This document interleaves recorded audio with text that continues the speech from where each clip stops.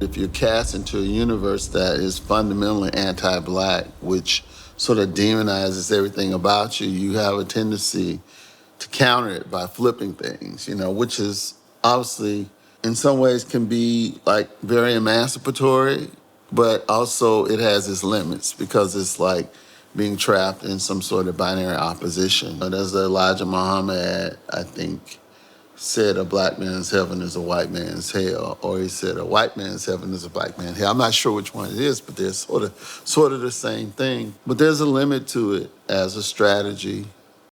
When you talk about the Black narrative, you're talking about the human narrative, even though people try to separate the things out. So we're always walking around haunted, and Black bodies being under duress is not new. There's nothing new about it. Black bodies have always been under duress.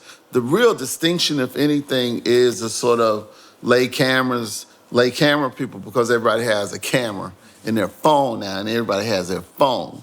So all of a sudden, you're starting to see these video documentations of the violence that's done to Black people. I even remember when I did my film, Dreams of Cold and the Deaf, I remember someone said to me, you should get this out really quickly while the whole, Tamir Rice thing is hot kind of vibe. And I just said, it was a very dark joke, but I would just say, killing Black people is not going out of style. And it hasn't.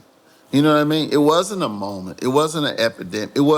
It's a persistent and constant epidemic. It's a fundamental aspect of contemporary society that Black bodies are under excessive duress and force. We see the manifestation of it in real time on the day-to-day, but what is it really tethered to? Where is it coming from? It takes a lot of energy to be anti-Black. So what is the payoff? Why does society continue to do it?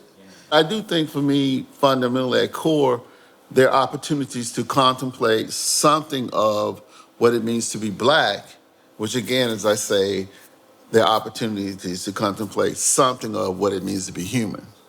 You're just being in the presence of the thing, being in the moment, trying to describe it as best as you can, or trying to render it as best as you can, or trying to create proxies as best as you can. You have the opportunity to sort of turn it around on the table a little bit, spin it around a little bit and look at it from different angles and stuff. And hopefully come to some otherwise, difficult conclusions or insights about the nature of it.